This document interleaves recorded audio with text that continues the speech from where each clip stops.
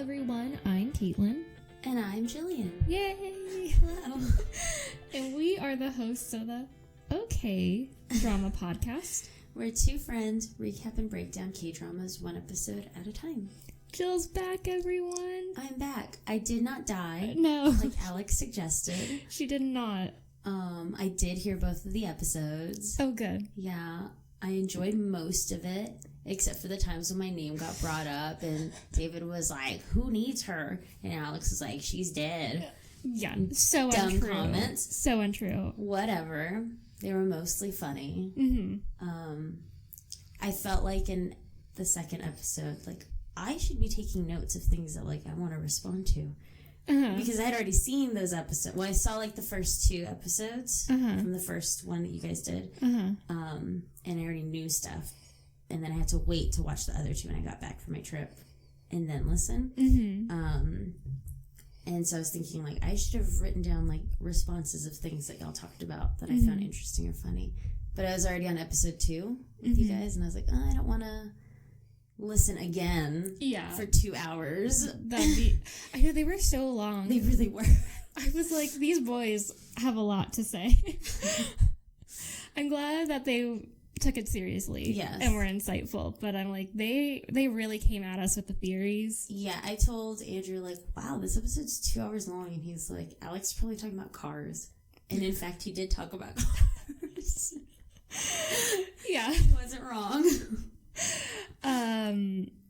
Yeah, so let's get like a quick rundown of your thoughts from the episodes. Okay. What were they? So I guess 3 and 4 and 5 and 6. Yeah. A lot happened. Yeah, I'm already trying to think of like what happened in those two because I just recently finished the most recent episode 7 and 8. On. Yeah. So I've been just like stupid busy. But a lot happened. Oh my god. I know. There were so many moments just like, what? Yeah, and we're going to get into it this episode, but just Manuel's backstory is just becoming so fleshed out. Yes. There were moments in those last 4 episodes where I was just like, I really want to know what her deal is and what these stories are all meaning. Yeah, it's almost like 2 dramas in one. And it's really well done. And there was a point in the episode you did with the guys where y'all had a conversation like, is that the same girl? Talking about Mira and her like background princess or whatever. Yeah. And I thought it was the same girl too, and I told Andrew, like, was that the same girl? He's like, I don't know. Yeah, I was like, initially I thought like that's the same person, but then I couldn't really tell because the styling is so different. And, like, obviously her hair and makeup or whatever. Yeah. And obviously clothes. But then I was like, well, if we are to believe these other characters have been reincarnated and they all have different bodies, like, why is her body the same? Yeah. So then that maybe leads me to believe that Chansung isn't somebody else reincarnated from... Yeah. I don't know. It's confusing how the idea of reincarnation works across all of these, like... Korean shows and just like whatever media because in some of them they come back in the same body looking the same, like in Goblin, but just like is it like decades later? Yeah, like in Goblin we are to believe, I forget how much time has passed, but basically like spoilers for Goblin, big old spoilers for Goblin. Yeah, basically everyone comes back reincarnated in their same body. Okay. And their personalities aren't necessarily the same. Like, they just look the same. They just look the same. And I mean, they have the same tendencies, but for example, in Goblin, like one guy was originally a prince and then he turned into a Grim Reaper and then he got reincarnated as a cop. And so he's always, I guess, kind of like an authority figure. Yeah. But, you know, like, it's just like subtle changes. Yeah. And then in some things, it's like, oh, he was reincarnated with a new face. And I'm like, so when do you get reincarnated with a new face? And when do you get to keep your body? I don't understand. Just whenever it's convenient for the writers. Yeah, I guess. Interesting. So, also, I know in the past you talked about Goblin, like, it being weird. I've never seen it, but something about the main guy technically being a lot older than the girl. And then Alex brought up about the guy in this show, the bellboy, and the girl that's in school. But also then it's, what's her face? Manuel. And Guchin Song. Yeah, because she's like 1,000 years old. 1,025. However old she was. It's really interesting. Yeah, it is one of those things. And I think in Goblin, it's even more noticeable because the actor that plays the Goblin is also significantly older than the actress, than the female lead. So the female lead plays a girl who's 19, and I think when she was in the show, she was in her mid-20s. And the guy who plays the Goblin, I think is supposed to be in his, like, early to mid-30s, and he's, like, in his late 30s. So he's, like, over 10 years older than her in real life, and he, like, looks it. Like, she looks young, and he doesn't look ancient or anything. Like, he looks good, but... He looks just aged. Yeah, he looks like, you know, a middle-aged man.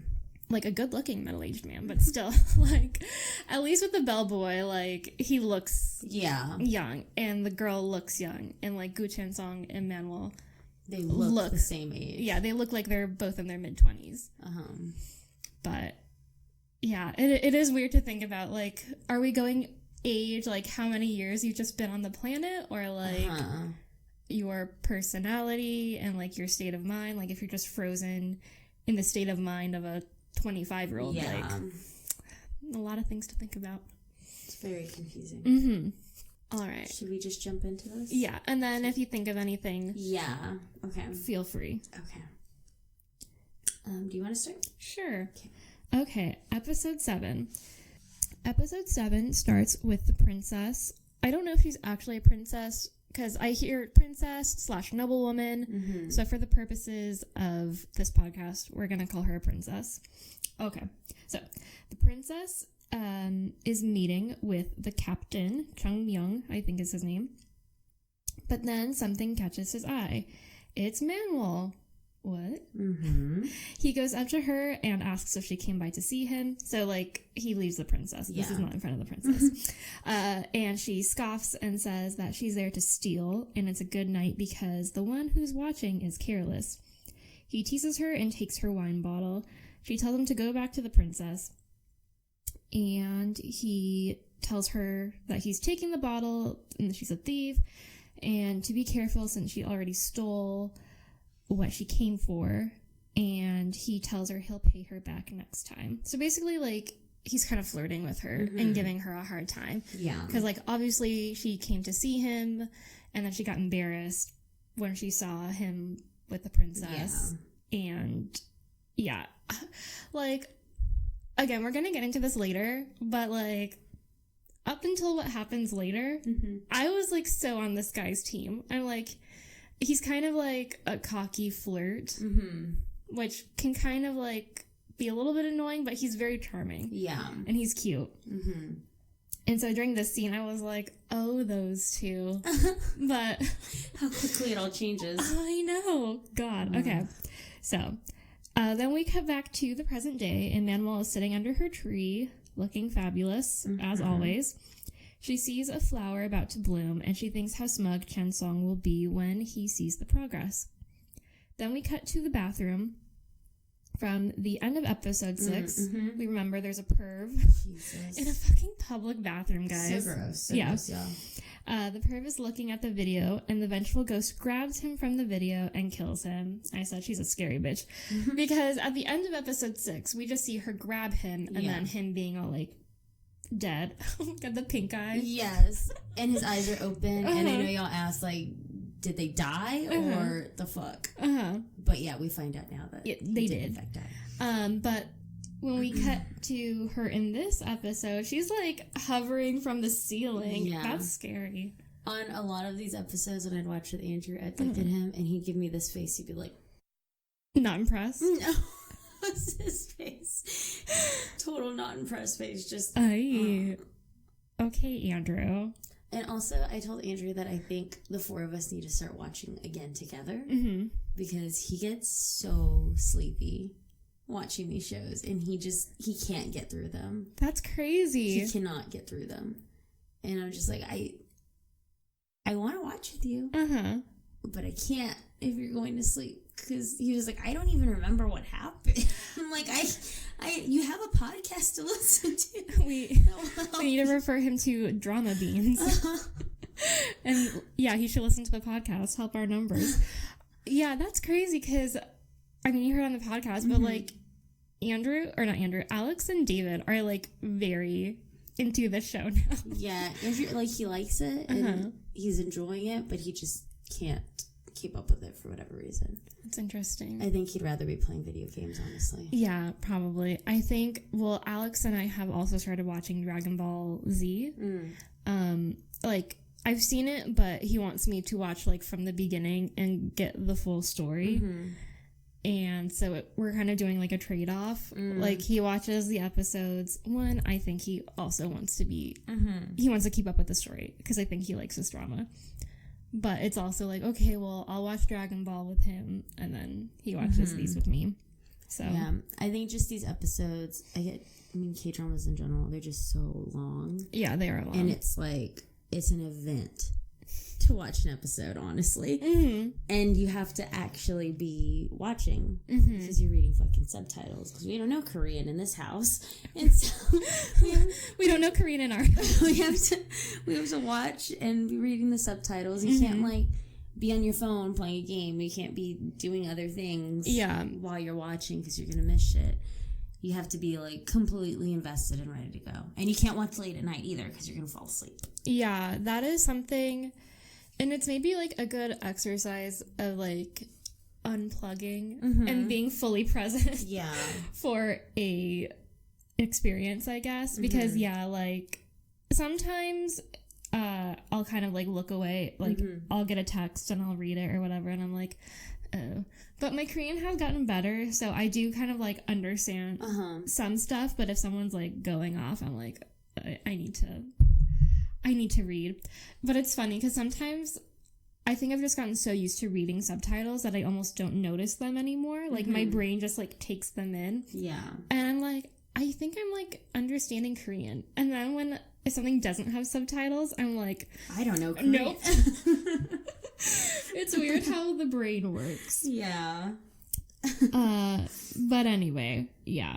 So, we're in the public bathroom. Yeah. This guy is dead with pink eye.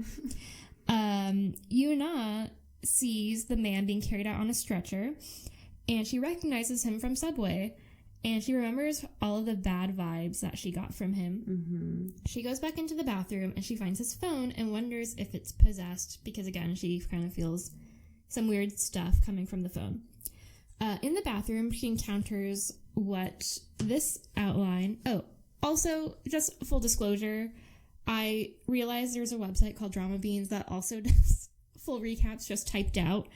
And so I kind of like checked my notes with Drama Beans. So Drama Beans calls this version of Mago Dark Mago.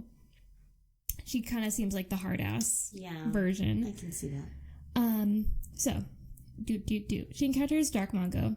This version of Mago knows that she is a ghost, Yuna, inhabiting a shell, and begins to strangle her, so the ghost will have to leave. When that happened, Alex and I were like, the fuck? Like, it just happened so suddenly. Like, oh no, yeah. Poor girl.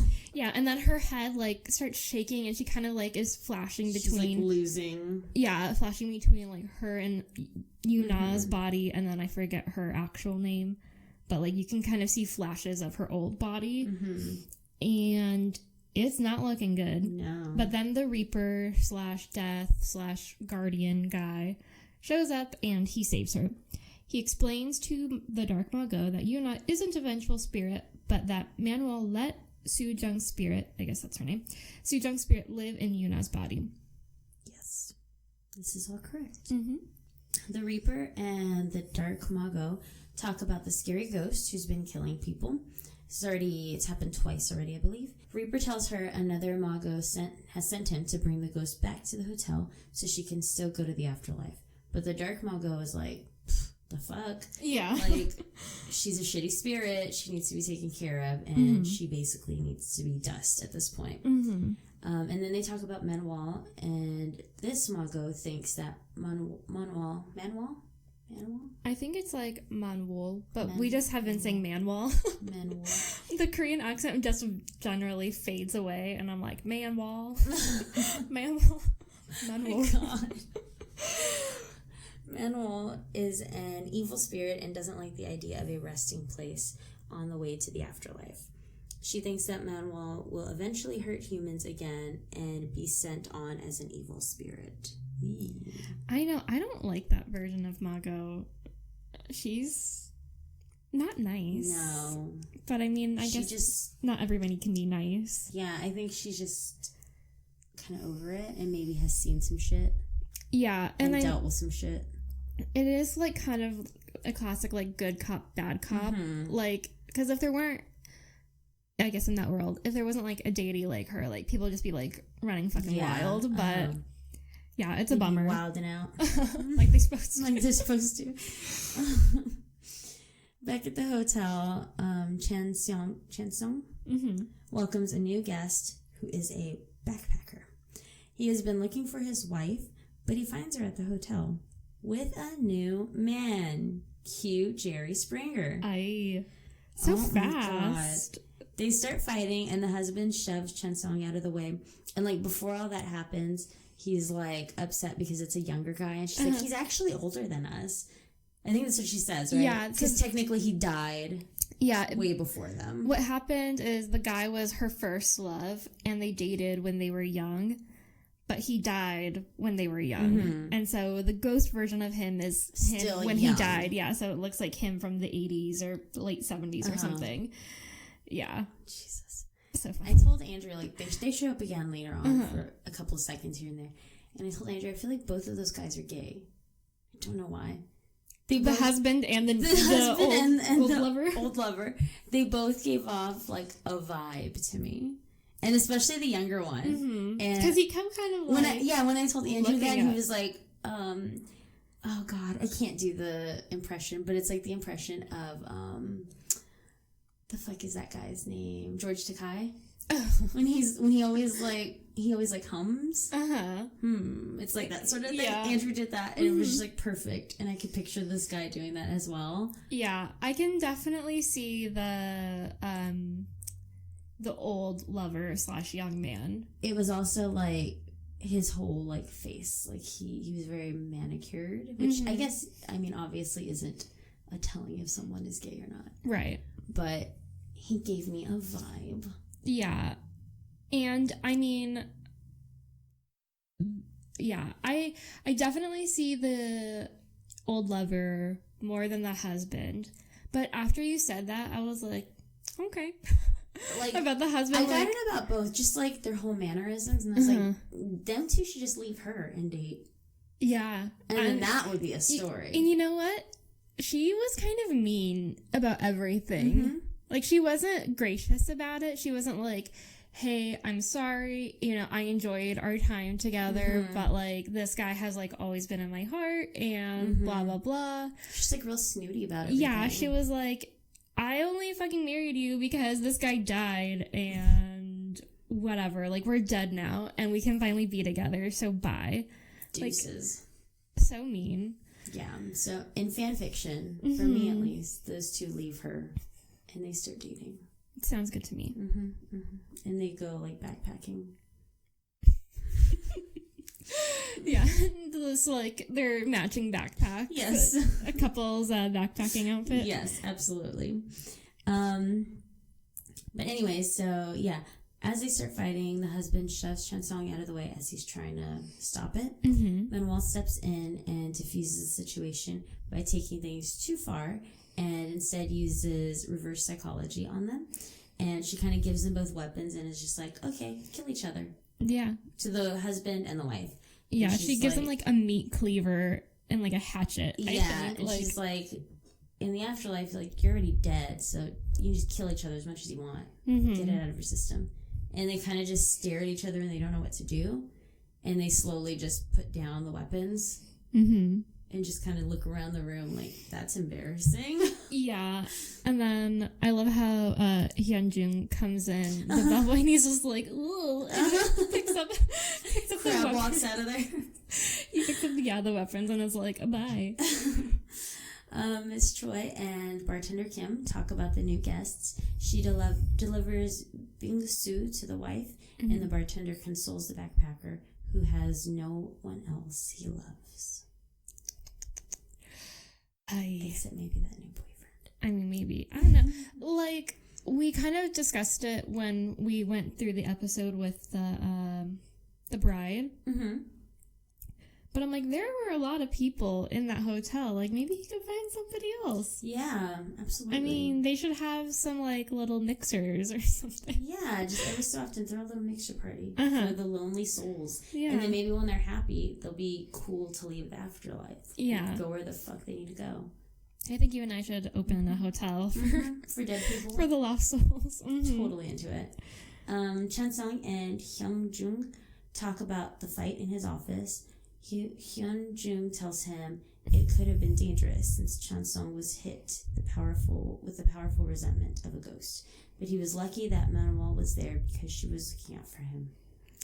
Hyunjung recommends that he sprinkle salt to make sure all of the evil vibes are gone. And that's the thing many people say about salt. And, yeah, I wonder why. Yeah, I don't know. All the sodium just sucks everything. It makes everything evil dry as fuck. It's like shriveled up. Blah, blah. Oh, so Chansung is going through the mail, and he finds a magazine-looking thing with pics of the ocean, and he thinks back to his beach day with Manuel. Then he realizes that it's a catalog for yachts. Classic Manuel. Mm-hmm. He storms into her office/room thing, and she's painting her nails, and she gives him a hard time for getting hit by a ghost. I love them together, honestly. Like, I love their back and forth. I love their connection. They're great. So, she's kind of like, why'd you get hit by that ghost? You need to be careful, blah, blah, blah. Then he gets after her for wanting a yacht. They argue about her want/need for a yacht, like what she's gonna do with it. He's like, you can't go anywhere, like, and she's like, well, I'd like to use it for fishing.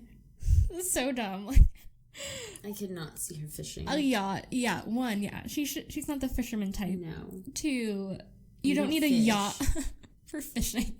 A yacht is for like being super extravagant and like laying out and being extra, which is her. Yeah. So he's like, okay, if you want to go fishing, I'll take you to a lake so we don't have to buy a yacht. He's like, I'll take you, we'll get some food, it'll be great. So he leaves, and she picks out a new nail polish that would go better with their trip to Wolmy, which, I don't know. I love how extra she is about everything. She's like, no, blue doesn't match the, like, whatever, their outing, so she needs to pick something, what did she say? Like, that pops. Must be nice. I know. That's all I gotta say. I know. Must be nice to have all this dead money. Well, she doesn't have a lot of money. Not anymore, no. She's blown through all that. But she has a lot of time on her hands. And she already has a lot of stuff, though. That is true. She has a lot of stuff at her disposal. So, Chansung goes home and starts sprinkling salt on himself to get rid of the bad vibes. Sanchez asks what he's doing, and Chansung explains it's to get rid of the bad energy. Sanchez asks if it's because of Mira. Again, his ex-girlfriend. So they talk about some of the bad shit that she's done. And I was like, she's a terrible person. Like, why do they still even talk to her? Yeah, she seems really shitty. Like, they talk about how she stole Chansung's credit card. How she basically, like, not blackmailed, but lied to Chansung about needing money, maybe. And then, like, never paid him back. And I don't know. I'm just like, why are you entertaining this lady? Like, Sanchez seems cool with her. Weirdly enough. I know. Like, he doesn't seem to have any problem. Probably because he has a lot of money. And he's like, I don't care. Yeah. But it's just like, I don't know. It's just dumb. Like, just get rid of her. So, Mira. They talk about some of the bad shit she's done. And Sanchez starts helping Chansung with the salt. And it's just like intensely shaking it at him. So, then we learn that Sanchez has been helping Manuel with the yacht purchase. Sanchez has been planning on introducing Manuel to people in his yacht club and other various rich people clubs so he can set her up with other rich dudes. And why? I don't know. I don't think she ever asked for that, Sanchez. No, but I think Sanchez is like, whatever, this is what rich people do. And she's obviously rich because she's a CEO. And, like, we need to be in the same club. And I guess he kind of likes her. Like, he thinks that she's interesting, so. But yeah, weird. Chansung gets really annoyed by all of this and jealous. And Sanchez kind of calls him out on it. So Yuna's back at school, but her neck is still bruised and burned from the Dark Mago. As she sits in art class, a couple of scary ghosts show up and try to take possession of the body, since they sense that she's weak now. I know. Yuna struggles to get away from them and causes a scene in the classroom, because obviously no one else can see the ghosts, but they're like really going after her. So yeah, she struggles to get away from them, and she eventually locks herself in a cupboard/closet thing. But then Hyungjun comes to the classroom in visible form and coaxes Yuna. Visible. Yeah, not so confusing. Not invisible. He is visible to the humans. Yes. And coaxes Yuna out of the closet, and he takes her to the nurse's office, and he sees her scar. I know. Back at the hotel, Manuel asks the Reaper if it was the fourth Dark Mago who hurt her intern. The Reaper tells her they aren't numbers, but are different faces of the same deity/plan. Manuel complains how confusing they are, and the Reaper tells her that the Dark Mago just wanted the vengeful ghost, but one of the other Magos wanted him to bring the ghost back to the hotel.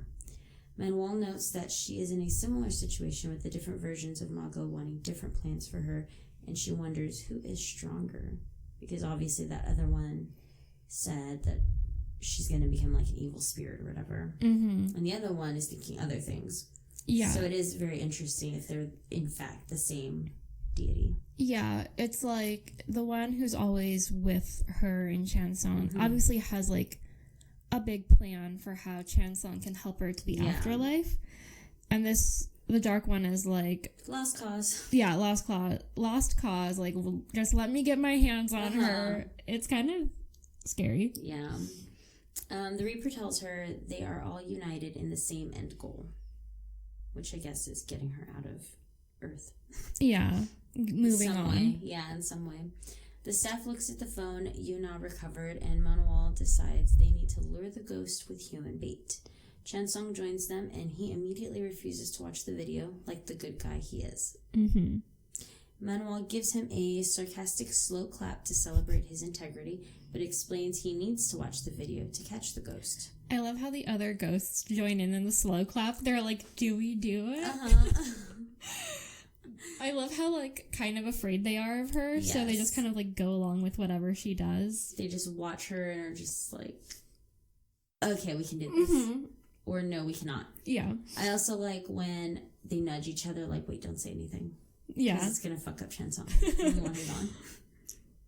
Which is probably shitty because he's really nice and helpful. And I wonder if they feel any sort of way about that. Like, I'm an asshole.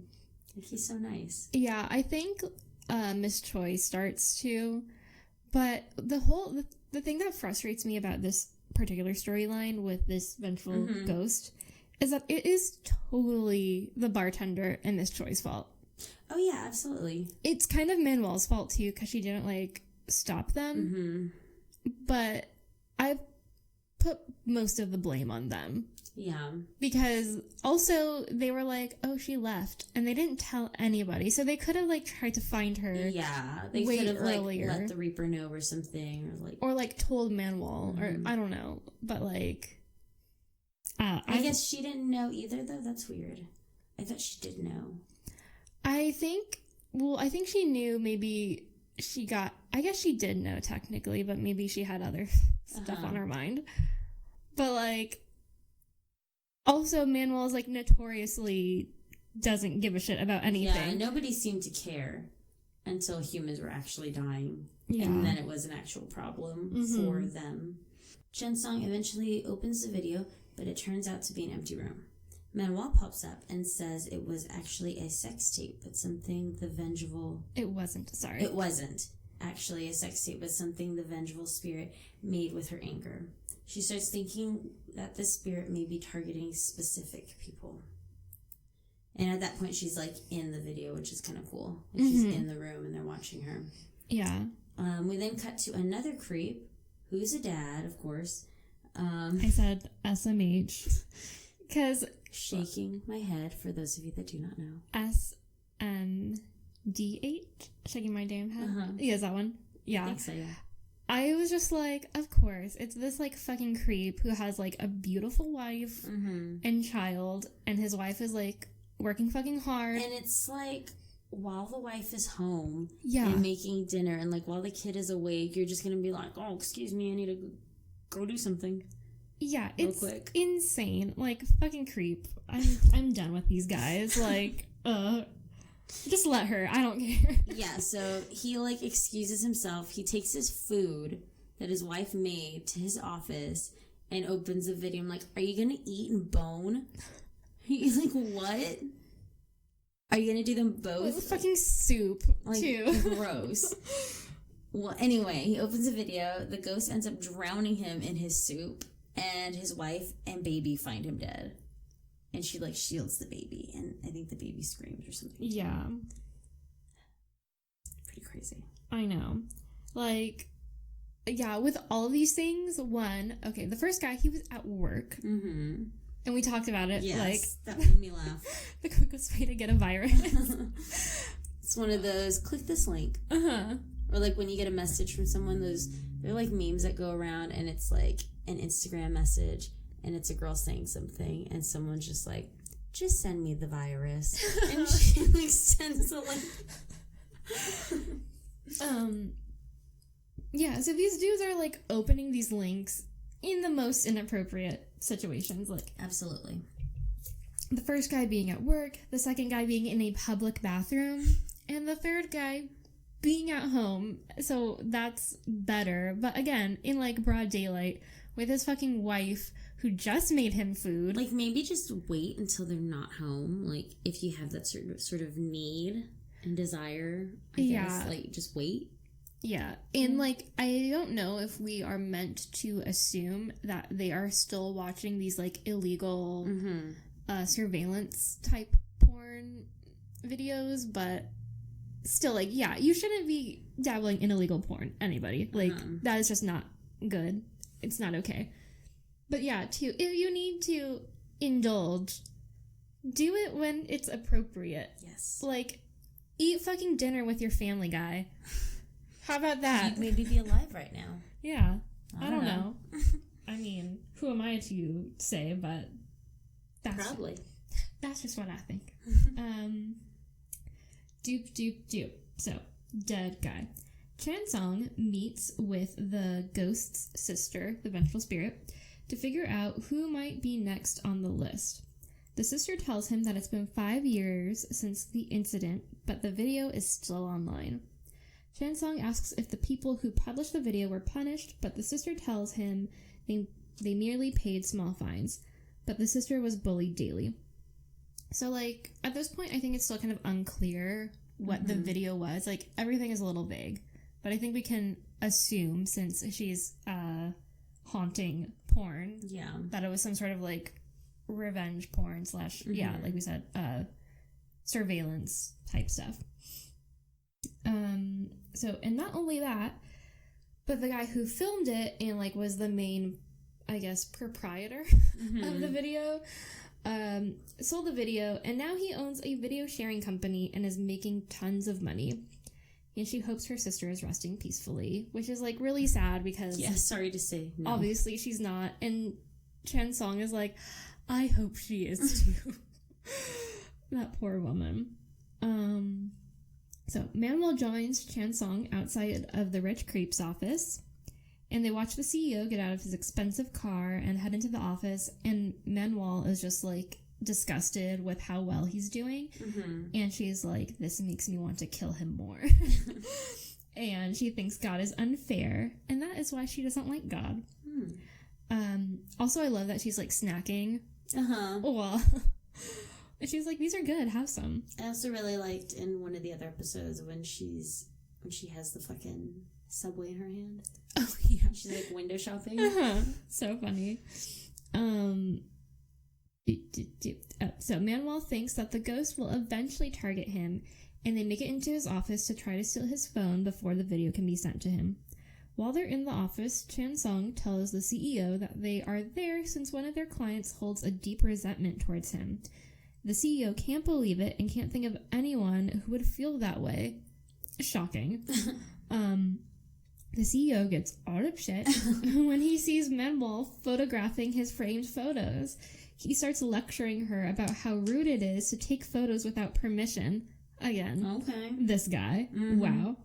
Then Manuel turns to take a picture of the dude's ass with a wedgie. Alex thought that was hilarious when she was like, your asshole's eating your pants.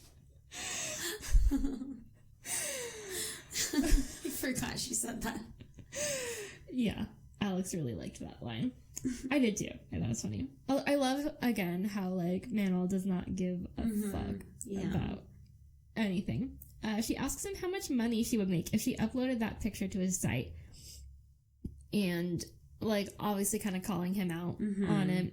And then she's like, how many would I have to upload to get a yacht like yours to travel the world? Again, yachts are on the mind.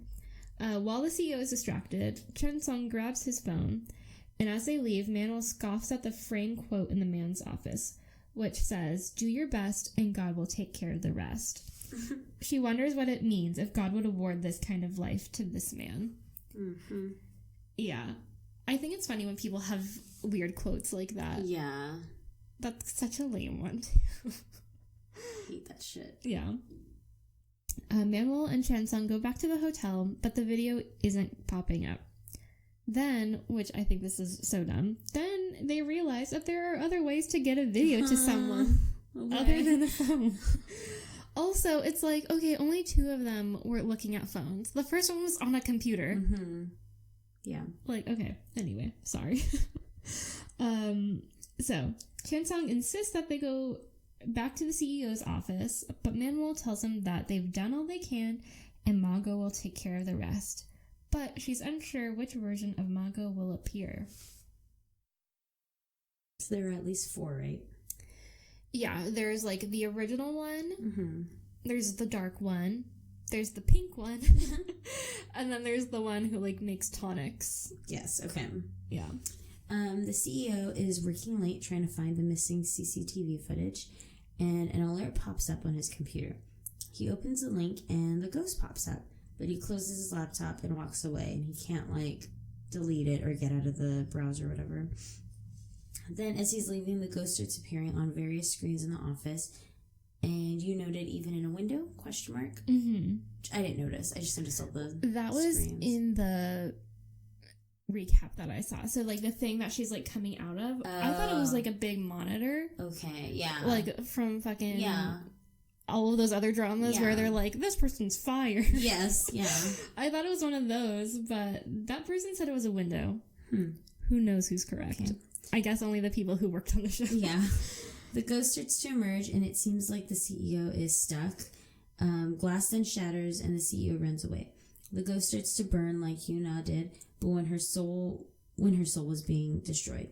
She cries, and the Dark Mago tells her that she is an evil spirit who has hurt humans and will be destroyed. Chen Sung runs to them, but by the time he arrives, the ghost is already destroyed and floats away as little embers, and she just looks like little fireflies. That's really sad. Yeah. Because she was like... She was the victim. She was the victim, and she was just like getting her revenge, which I know revenge is kind of a complicated topic, but yeah, like she seemed like she was in so much pain. And it seems like all of those guys were involved, right? Because it was like way back, like they were the ones that were like making fun or whatever, like picking on her. Yeah, I think the CEO was the one who did it and recorded. Yeah, but he showed his friends, and I think they kept like probably laughing at her and told everybody. And it kind of seems like they haven't quit their ways. Yeah, obviously. That's what I was going to say. Like, they're still up to their same shit. Like, yeah, they're still in school and, like, disgusting. I don't know. Maybe they all deserved it. I mean, I'm no vengeful spirit, but yeah. I wouldn't stop her. Nope. Slow clap for her. Manuel sees the embers and wonders why deities don't come in the form humans want. That is an excellent question. I don't know the answer to that, Manuel. At the hotel, the bartender pours a drink in the spirit's honor. Chen Song is reassured by Hyun Jung, who tells him he couldn't have stopped Mago even if he made it to the office sooner. Chan Song asks if it's possible for any of the ghosts working at the hotel to meet the same fate if things go wrong as they linger in the real world. Hyun Jung smiles and tells him that it's worth the risk and they'll behave. I like him. I do too. He's like one of my favorite characters on the show, I think. Yeah, I think so too. Manuel then sends Chan Sung to deliver an invitation to the creepy CEO inviting him to the hotel. He immediately throws the invitation away, but the ink floats into his car's GPS, and Manuel then becomes the voice of his navigation system. So silly. I know, she is like, keep going straight. Keep going straight. Like, she just... She's yelling at him. Yeah, is so impatient and done. So, the navigation eventually leads him to the hotel, and Chen Sung greets the CEO. He takes him to room 13, but it has been transformed from that, like, creepy cellar-looking place to a regular-looking bedroom. The CEO then realizes that the room looks exactly the same as his old bedroom when he was younger. A flashback shows the CEO adjusting the hidden camera that was in a tissue box, and he waves at the camera before he approaches the woman sleeping on his bed. And he's like, oh, that camera. Okay. Fucking... Now it's making sense. My bad. This guy. Ugh. The CEO basically asks what's going on, and Chen Sung tells the CEO that the hotel is somewhere between life and death. The CEO rejects the concept and gets freaked out and annoyed, and he walks out. He then finds himself in his car, and Manuel is in the passenger seat. The CEO asks if he was dreaming, and Manuel tells him that she brought him to a place between life and death to ask him once more if he remembers the woman who was looking for him. Manuel accuses him of killing her, and he says that he's never killed anyone. Manuel keeps pressing him, and he realizes that the car is parked on the train tracks, and he sees a train approaching quickly. She demands that he remembers the woman and tells him to try harder to remember. Eventually, the CEO admits that he can't remember because he filmed so many different women. Oui, Dios. I know. That is insane. And where are they now? Seriously, how many women must you have fucked over to not remember? To not remember one? Like, 10? 20? Like, yeah. The fact that he can't remember because there are so many is shocking to me. And probably, like, from way back then up until now. Right, like... Present time. It's insane. The CEO closes his eyes and braces himself to be hit by the train, but he opens his eyes and Manuel is gone. He wonders if it was another dream. Manuel is back in room 13 where Chen Seong is waiting. He asks why she sent the CEO back to the living world since he didn't give them an answer. Manuel tells him that wasn't her only goal. She wanted to make it clear to the gods what kind of a man he was, and now she leaves it up to them to decide his fate. The CEO sits in his car and finally realizes that the young girl that Manuel was talking about was Yoon Ga Young. He remembers how he and his friends would point and laugh at her while they watched the video on his phone in class. He then remembers that he heard that she died by suicide and shrugs it off. Who cares?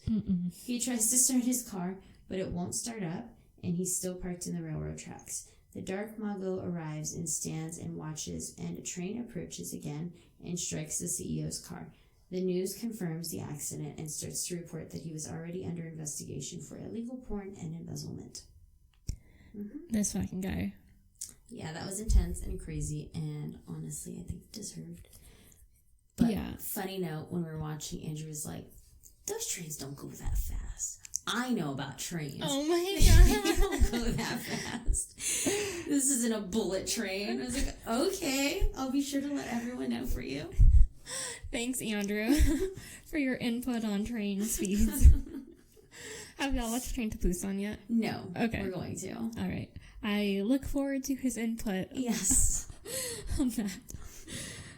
His train talk. Yeah. We'll have a little section called Train Talk just for him.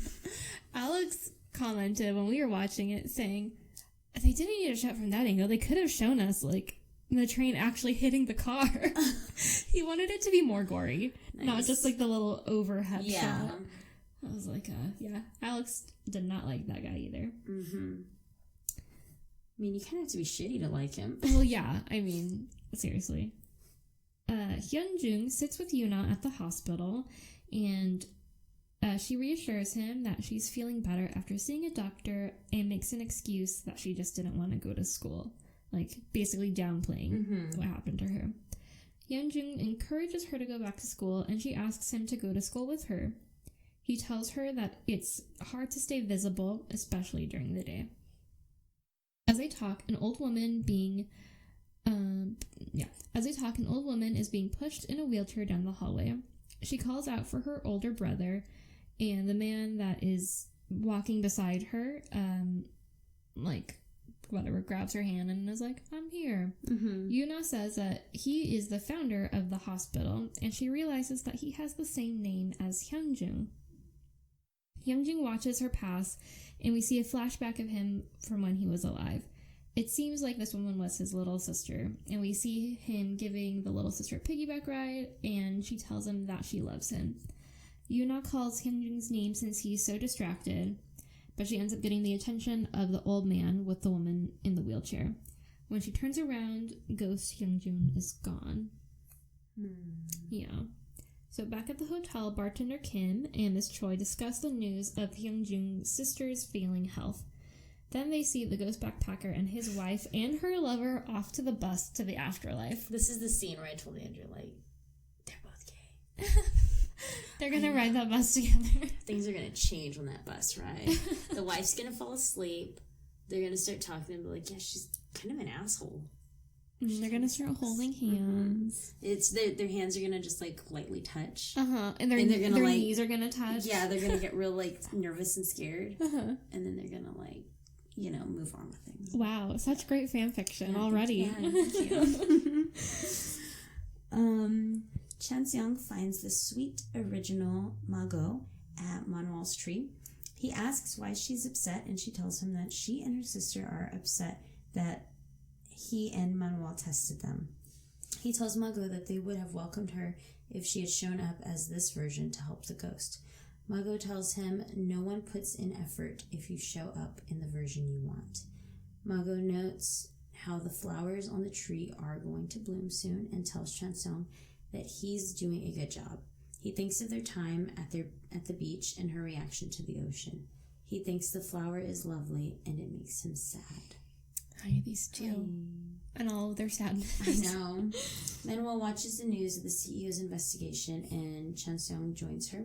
The news announces that the CEO hid a stash of money in a sunflower field. Chanseong remembers that the CEO got mad at Manuel for taking a picture of his picture of the sunflowers and realizes that it was probably where the money was hidden. Manuel throws a fit because she could have gotten the millions all along, and she let the money slip. And she keeps calling it her money. And he's like, it's not your money. Like, you have no claim to it. It's really funny how she's just adamant, like, it's my money. Yeah, and he is like, you didn't even realize what was there. Sanchez and Mira meet up, and he tells her that Chanseong borrowed his yacht to take his boss out. Mira asks why he's taking his boss out like that, and Sanchez tells her it's probably a date. Sanchez just needs to, like, shut his mouth and let Manuel and Chanseong live. I know, like, why are you telling her anything about him? I know. You are fucking pouring salt, actually sugar, on him to try to get rid of her bad vibes. And why does he, like, make it seem like Mira and him are dating? Like, he and Chansung. Like, the way he's introduced him, or introduced her to people, he makes it sound like, oh, this is Chansung's girlfriend. Yeah. And it always, like, stirs shit up.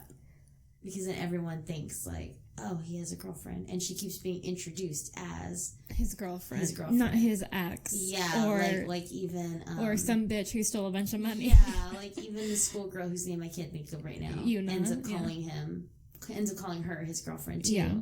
It's just, like, a rumor now being spread. Yeah. This is his girlfriend. Crazy. Manuel is still whining about the loss of her money at the docks. And Chansung teases her by taking a picture of a yacht, saying that now she owns one, since taking a picture of something means you own it.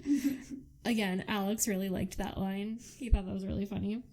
He tells her that she'd be a thief to take something that wasn't hers, and she laughs and tells him that she was a thief, and wonders if he hasn't seen that in his dreams. He tells her he assumed that she was well off, since he saw her getting married to someone of high status. Manuel remembers what he's talking about, and she mutters that it wasn't her dress, but someone else's. She turns to Chansung and tells him that she's a bad person, and that she's worried that he'll see just how bad she was as his dreams continue. I know. Chansung gets a phone call, and he sees Mira approaching. Why would you go? I know. Just to stir shit up. Who the fuck gave you permission? She's a bad person. Truly. Like... I would never. No. I would talk all kinds of shit, but I would never go. No.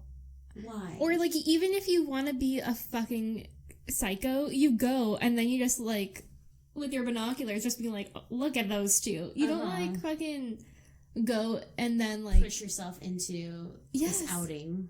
It's crazy. We see Mira approaching. Manuel sees Mira and recognizes her as the face of the princess reborn. And she fucking loses it, guys. Triggered. Seeing red. Yeah. Warning sign. Yeah, so Mira's face triggers a bunch of memories. And, like, I didn't write them all down because there were so many, but it's like the dress and fucking blood and knives and swords and... It's a lot. It all looks bad. Yeah. It's not good stuff. So, yeah. In the present, Manuel is frozen as Mira walks towards her in Chansung, and bing, end of episode. And that's when I was like, what? I know. What the fuck happened? I feel like their past story is almost more compelling. Yeah. Than the present day one. Yes, agreed. But it's like... Which is interesting because she knows everything. Yeah. And Mira doesn't. Right. She doesn't remember any of that being reborn. Or whatever. Mm-hmm. It's super interesting. Yeah. And you sent me a text saying, like, with a gif being like, what just happened at the end of this episode? Yes. Because it was just like... her face totally shifted, and it wasn't her usual self, you know, like, she's good at being an asshole, as we've seen many times. Yeah.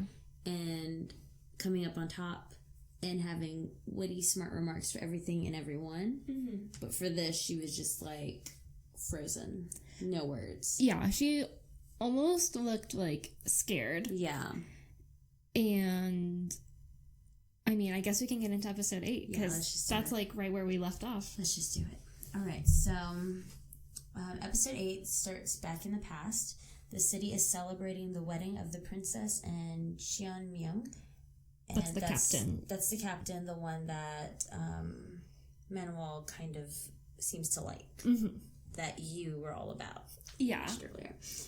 So the princess looks super happy. Cheon Myung smiles back, but it doesn't seem genuine. Manuel slays the guards and goes to the princess's room. The princess assumes it's Cheon Myung, but seems annoyed when she sees it's Manuel. I think it's crazy that her face is not, like, terrified. Yeah, it's shocked or anything. It's just like, it's you. You again. This bitch, I mean. Manuel and the princess exchange words, but ultimately, Manuel slashes her throat. And it's just, like, fast. Yeah. Like, it really comes at you. Mm-hmm. Like... No business. Yeah. So, as everyone knows, if you listen to the past 2 episodes, I was watching The Crown Clown. I have since finished The Crown Clown. But in that show, there's a lot of, like, sword wielding and, like, people holding swords up to people's throats and then, like, nothing happens. But no, she, like, fucking went for it in a short amount of time. Yeah. So. Yeah, and at that point, I was like, the fuck? Like, what does princess do? Why don't they like each other, like, at all? It's wild. In the present, Manuel is horrified to see Mira greet Chansung. Chansung apologizes to Manuel, saying he doesn't know how she found them, and she tells him that he brought her here. Manuel gets teary-eyed as she realizes that this was his true purpose, and the deities never intended to let her pass peacefully. Poor Manuel. Oh, yeah. Manuel conjures a super strong wind, and her eyes get, like, really sort of shifty and, like, really, really dark looking. Yeah. She looks pissed. Yeah. And so the winds keep getting stronger and stronger, and Mira just gets, like, knocked off the dock, which is kind of funny. Chansung is shocked and looks at Manuel. She tells him to save her since that is his job. He offers Mira a rope to help her out of the water, but when he turns back to Manuel, she's gone. She's very good at disappearing. Yeah. I also feel bad for Chansung because he has, like, no idea. Yeah, he's just, like, in the middle of this. Yeah. He doesn't even know, like, what his role is necessarily. He doesn't know why he's getting these dreams with her. He doesn't, like, none of it really makes sense to him, why he's in this position. He just has to deal with it. Yeah. Chansung drives Mira back, and they stop at a convenience store. She admits that she came to ruin his date, and she wonders if Manuel left because of her. Duh, bitch. Like, what did you expect? That's why you went. Yeah, you went to ruin it. Up. Yeah. Blah, blah, blah. So, yeah, she wonders if she left because of her. Chansung asks if they know each other, but Mira doesn't think so. And then she gets all annoying and pouty and says she didn't mean to cause trouble. Sure, Jan. Right. Okay. Like, I hate that type of attitude. I'm like, if you're going to be that bitch, just own up to it. Yeah. Just be the villain. Anyone who would, like, even hear part of the story would know she fucking did everything on purpose. Yeah. Would know that what her full intention was. Yeah. We're not fucking dumb. Yeah, because it's like, okay, if you're, like I said, if you're gonna be that way, if you're just gonna be like, I'm going to go sabotage some stuff, just feel like it. Yeah, just own it. Just own up to being that asshole. Yeah. It's okay. It's fine. I mean, it's not okay, but it's better. At least you recognize it and you're willing to say, like, yeah, that's me being an asshole. Yeah, and it's like you owning it. And, versus pretending. And, like, playing the victim almost. Yeah. Like, well, I didn't know anything. I fell in the water and I'm sorry that your boss had to leave because of me. Like, okay, I'm done. That was never my intention. I'm done with you. And again, I mean, we kind of talk about this in dramas or whatever, but obviously he doesn't like you. And, like, he has told you many times, bitch, I want my money. I want my money. I don't like you. Like, we're not together anymore. What are you doing? Also, it seems like she doesn't even really like him that much. Yeah. Like, why are you even hanging out with them? Why do you keep going over? What do you want? Because I feel like you want something. Exactly. I feel like there wouldn't be a reason. Like, she's been in America, it seems like, right, this whole time? Yeah, well, it seems like she came back to Korea. So Sanchez said that they met when they were both at Harvard, I guess. And so they were obviously in America for that point. But it sounds like she's a doctor in Korea now. Okay. But to me, I don't know. Like you said, I feel like she's after something because in a previous episode, and I kind of talked about this with the boys, but she even says, like, I remember how much you loved me. Not like, remember how we were so in love or anything like that. She never tells Chansung that she, like, likes him. Yeah. She just keeps trying to, like, seduce him or whatever, get him to feel bad for her. Yeah. Yeah. It's like, what do you want? What do you need right now? Yeah, I'm curious, but I don't like her. It's gonna come out soon, I have a feeling. Yeah. Oh yeah, so she says she doesn't mean to cause trouble, but we all know that's a lie. Mm-hmm. And Chansung wonders if Manuel caused the accident. No shit, Chansung. Right. After everything you've seen, you don't know if the winds were her, the winds that came out of nowhere. Are you kidding me? Mira wonders if she should see a shaman to cleanse all of her bad luck. Chansung recommends the salt and to not be alone. She laughs, saying he is like her grandma. The grandma attributes her bad luck to all of the bad karma she has raked up during her past lives. Ooh. Okay.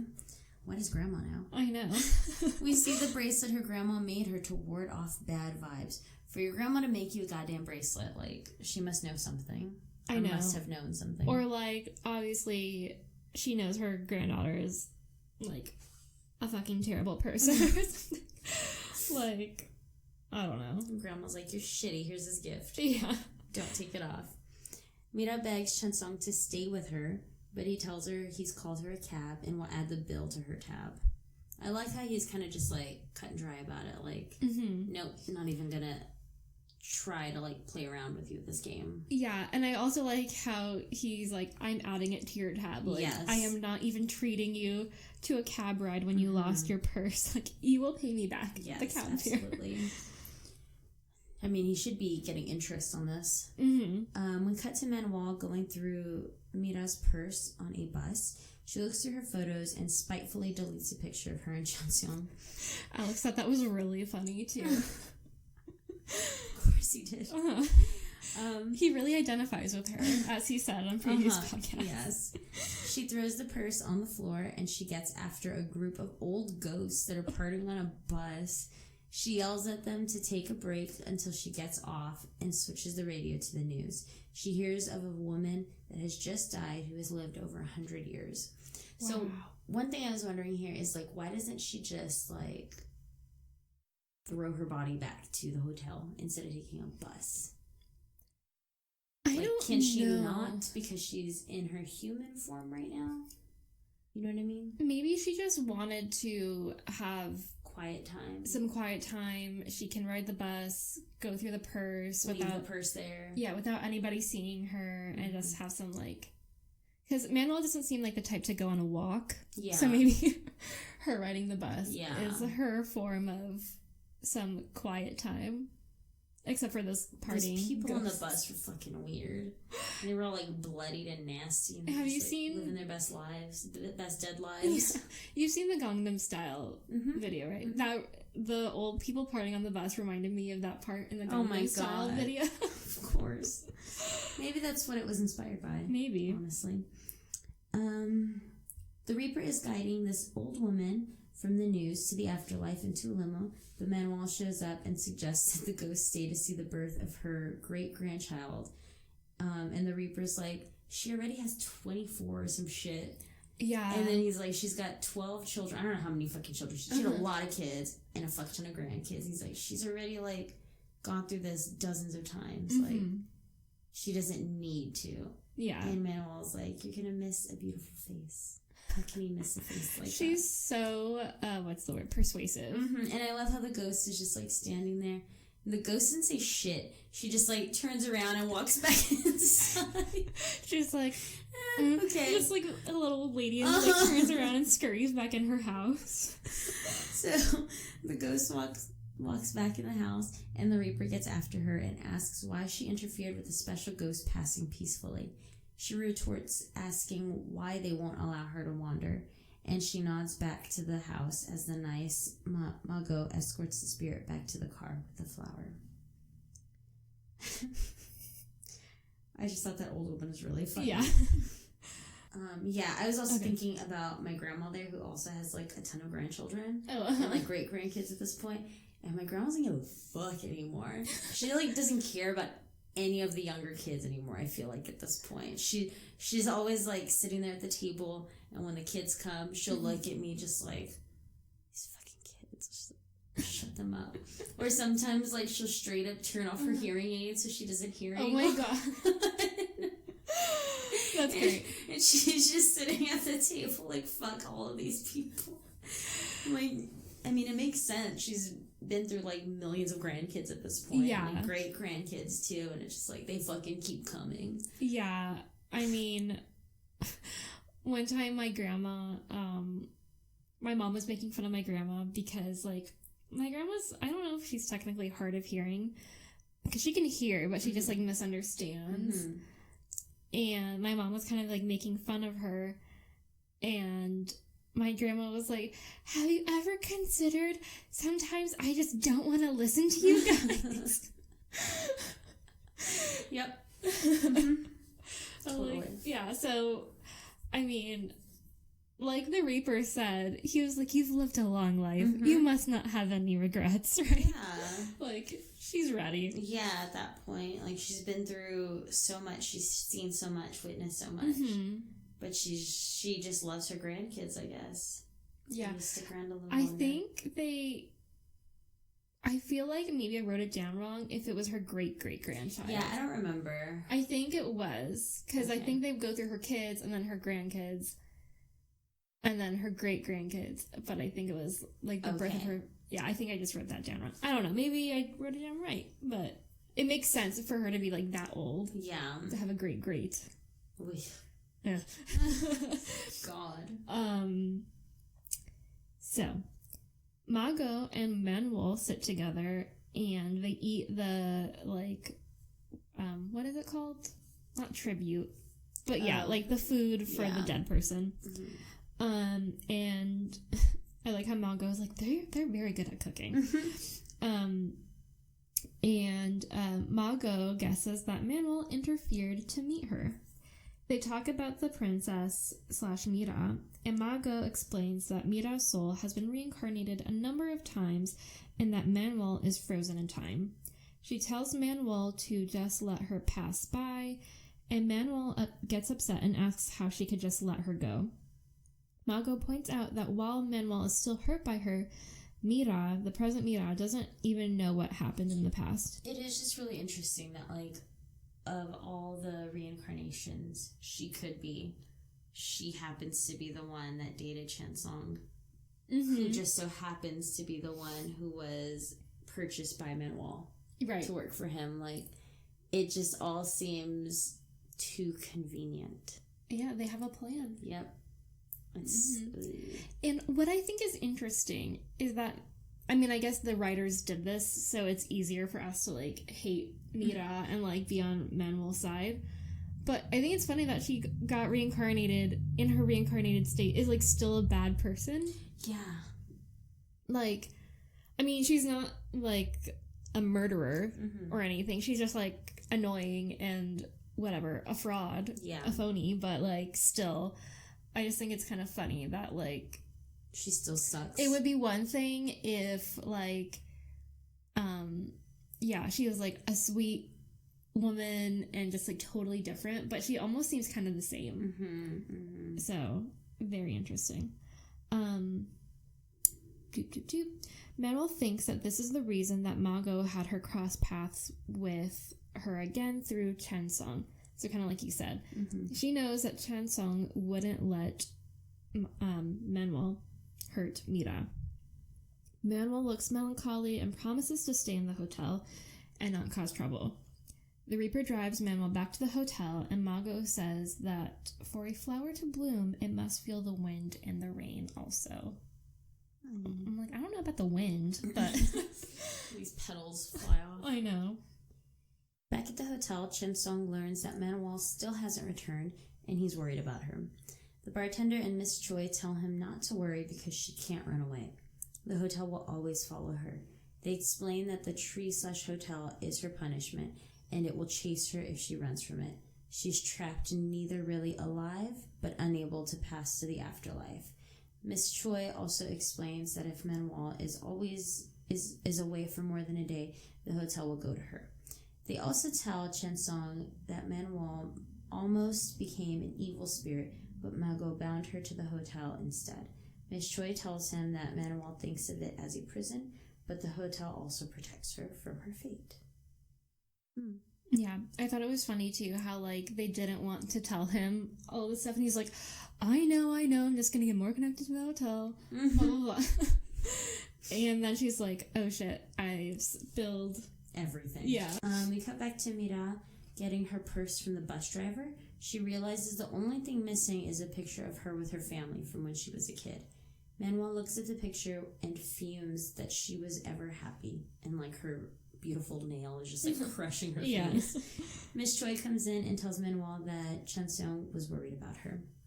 She finds Chansung on the roof and admits that she pushed Mira into the water. He tells her that Mira is fine, and she gets upset that he doesn't ask why she did it and why he isn't reprimanding her. He tells her he can't understand how she's a bad person because the only thing he has seen in his dreams is a woman in love. This is just like so heartbreaking given what we are about to see. Yes. Also, I like that what's her face Manuel was like Chansung, and then it was ended up being Miss Choi. Like, she is, I don't know if in love, but like she is totally into Chansung, and it's like really sweet to see her kind of like be not vulnerable necessarily, but just like but just like genuine. So Chansung asks Manuel where she went after she ditched him, and she bends the truth and tells him she went to a dance party in a nice restaurant. So basically her dance party on the bus and the nice restaurant at the old lady's ritual thing. Chansung tells her they could have done those things together and suggests that they do those things together from now on. He tells her whether the hotel is a prison or a protective fence, he'll stay by her side, which I thought was really sweet. And it's like, doing, like, watching TV, because he doesn't say, like, we should do these grand things, like other romantic, whatever shows kind of suggest. He's like, we should, like, eat together and watch TV and, like, go places together. He's like, don't leave without me. And I'm like, that's sweet. Like, to me, that's more romantic, almost. Just hanging. So then we cut to a dark house. A man approaches a record player that has started playing on its own. He smashes the record, but as he turns around, the record is back in a young woman, which, P.S., is a cameo by actress Park Jin-joo, sits and calls him doctor. She talks to him like in a childlike voice and asks that he stay with her until the end of the song. The man's wife finds him standing in the room singing the song in a daze. He stops when she calls out to him and he falls to the floor. Okay. Intense. Chansung goes home and finds that Mira has invited herself over to live, not love, sorry. to live with Chansung and Sanchez. She claims she was too scared to live alone. Okay. They talk about how her purse was found on the bus, and Chansung points out someone probably took it and left it there, because she's going on and on about the reason she's scared is because she was never on a bus. But it's like, you lost your purse. Someone found your purse and took your purse and left it on a bus. Like, it's crazy to me that her first idea was that, like, a ghost took it, which I mean is technically what happened. But I'm like, you dropped your purse after you fell in the fucking bay. Someone grabbed your purse at the dock and took it on a bus. Like, easy. That's what I would think. Yeah, seriously. Back at the hotel, Manuel and Hyunjung get the hotel amusement park up and running. He asks when the guests who will be using it will come. Meanwhile, bartender Kim and Miss Choi are scoping out different pieces of real estate on Manuel's request. They wonder if she's thinking of relocating the hotel, but wave it off since the places are too far from her favorite shops. They're like, there's nothing here for 15 miles. Like, she's not going to want this. And I like how they're like, she spent so much time picking out the hotel. Like, it's close to this restaurant, it's close to this store, it's close to this mall. Like, and I'm like, that sounds like a prime piece of real estate. Absolutely. Honestly. Make a lot of money. Hyunjung and Yuna meet at Subway. There's been so many Subway sponsored pieces here. Like, pretty early on. Yeah, like, almost every episode has had Subway, I feel like. Except for, like, the first 2, maybe? 3? Yeah, we are definitely getting at least one Subway cameo per episode of the podcast. for sure. But, yeah, because I feel like in Descendants of the Sun, they went to Subway like 3 times.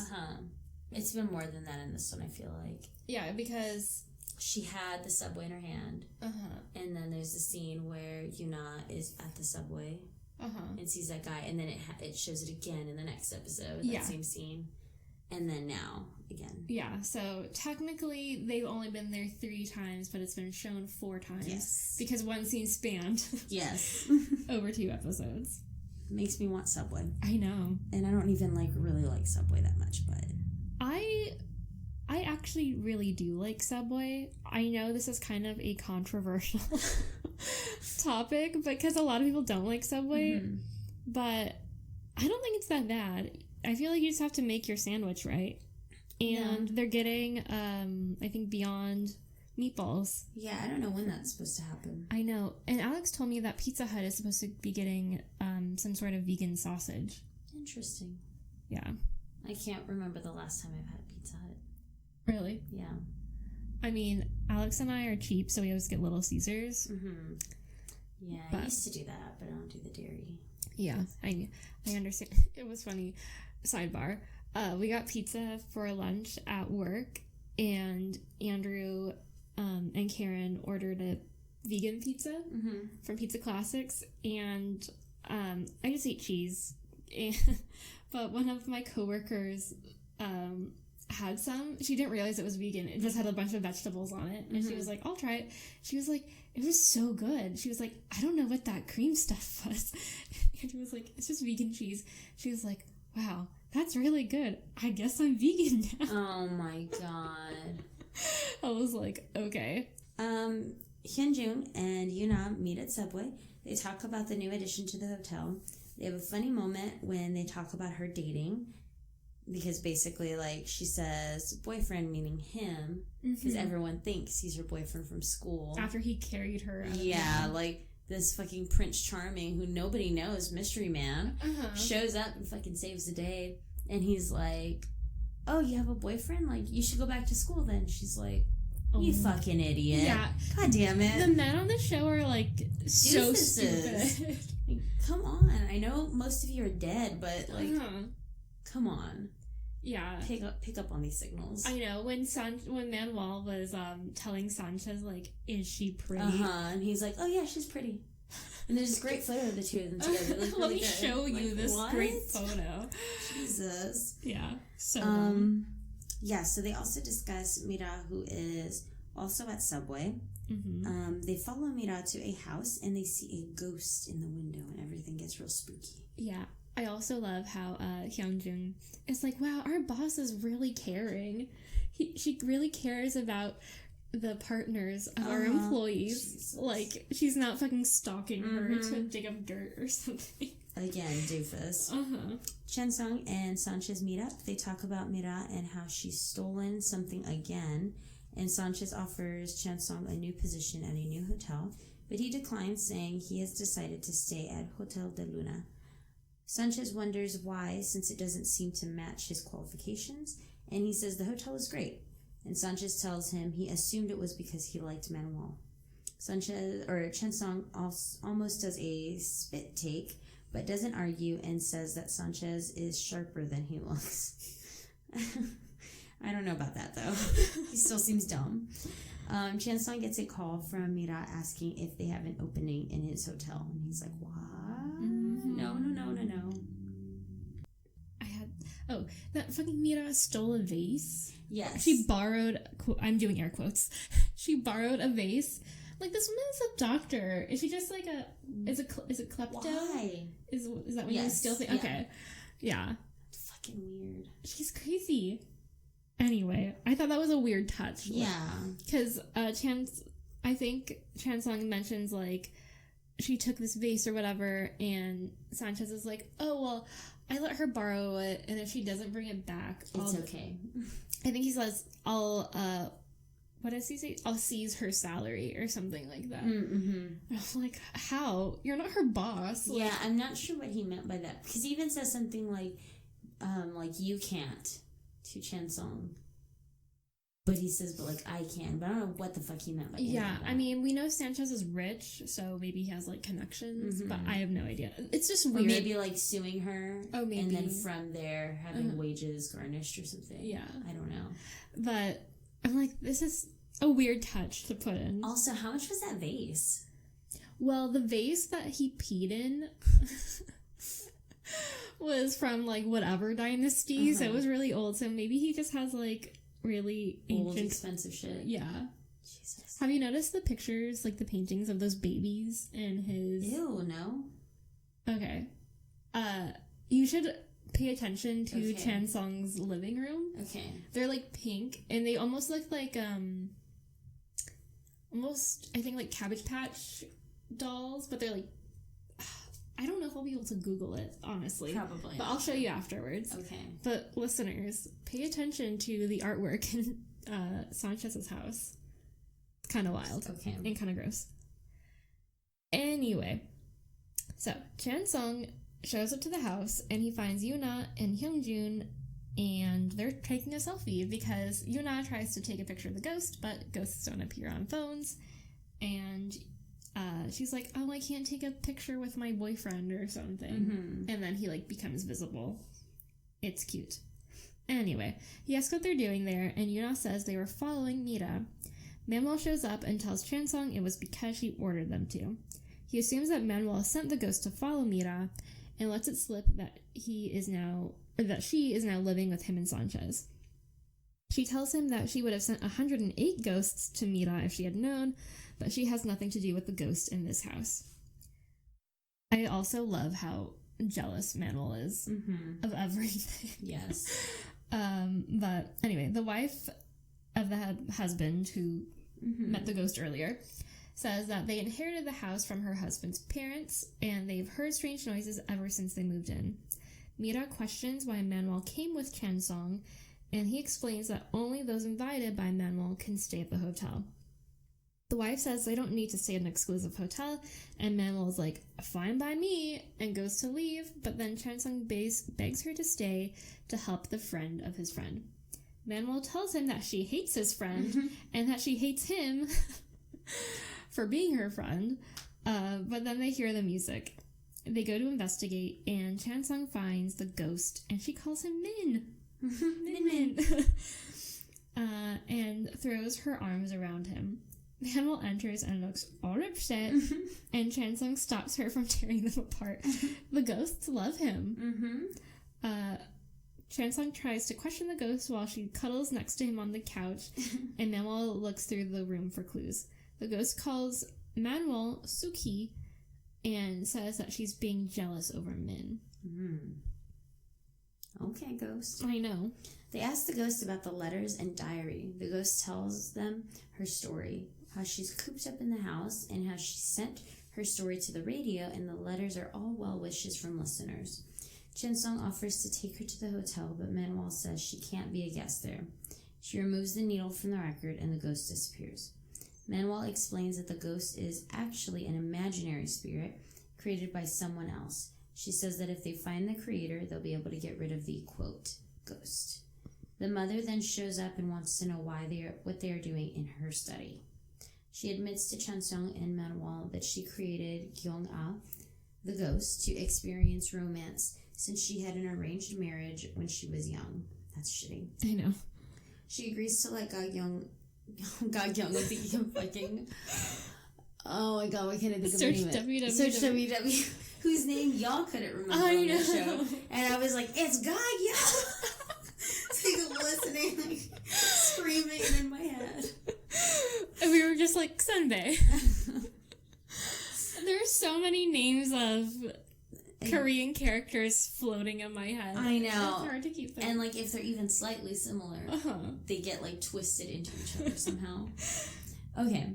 She agrees to let Gyeong-ah go. I think it's because I saw the go there too. Oh yeah. I don't know.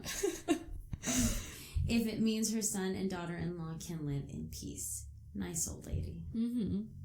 But also, like, you're gonna kill your imaginary friend that you've had for years. I mean, her imaginary spirit. She has a lot of drama with her. Suki, and Min, and the doctor, and there was someone else that I didn't write their name down. But like, they might have explained this, but did the mom come up with all these people too?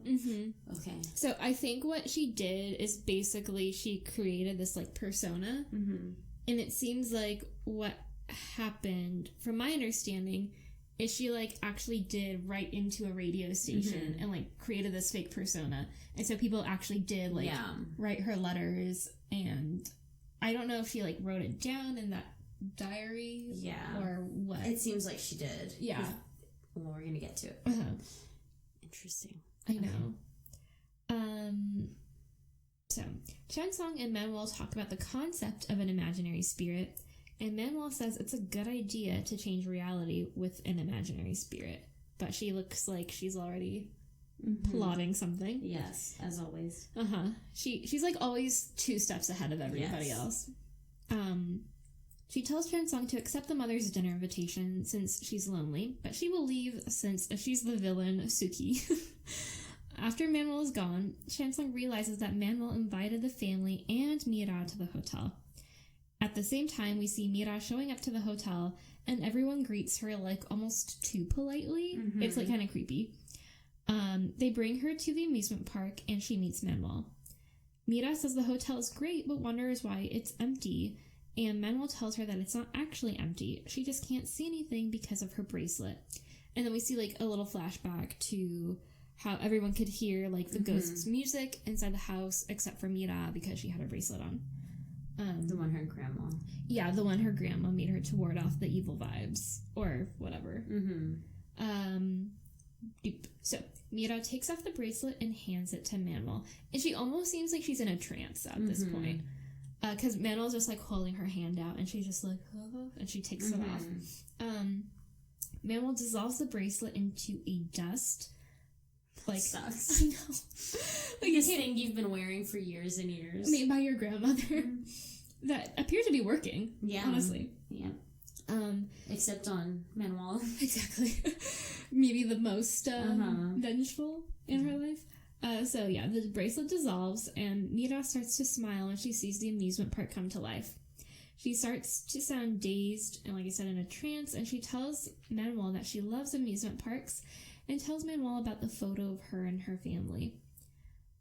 Manuel shows Mira the spiritual copies of the family in her picture.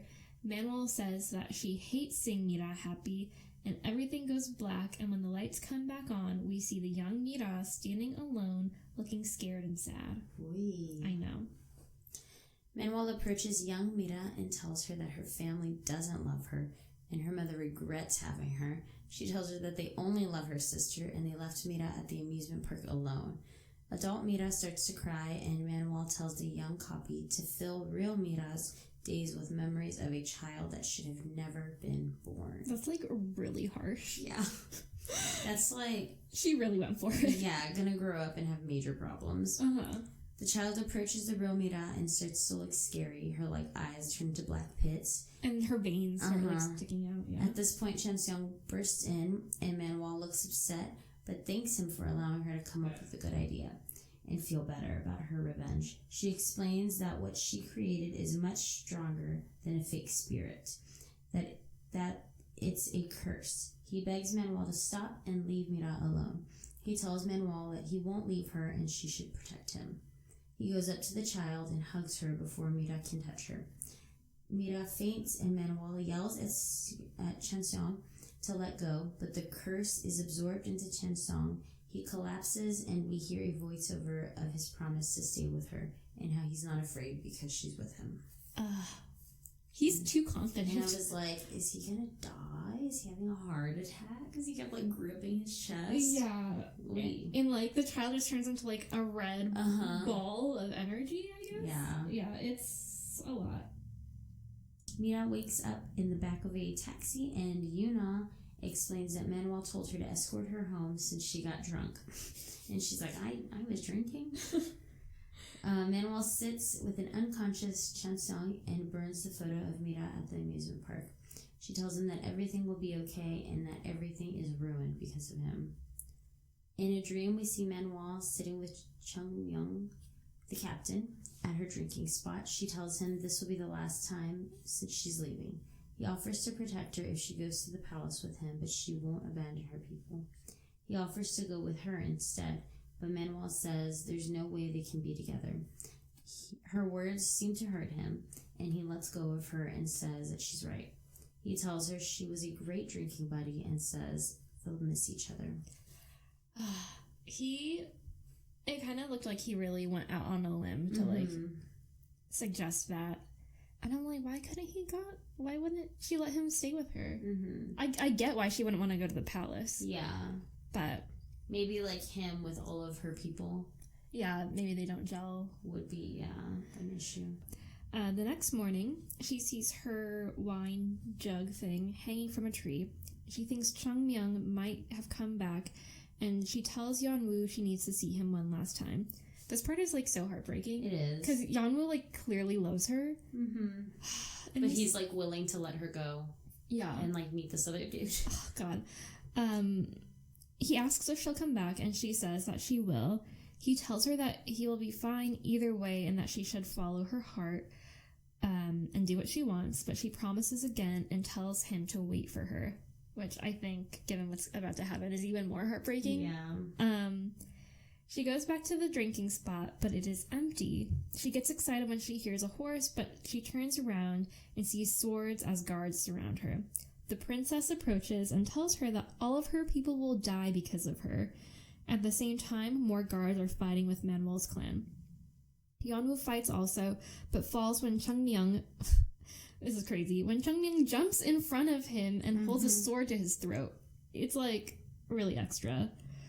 Afterwards, Chung Myung visits Manuel in the jail dungeon thing, and he asks her for helping him catch the criminals. Thanks, her.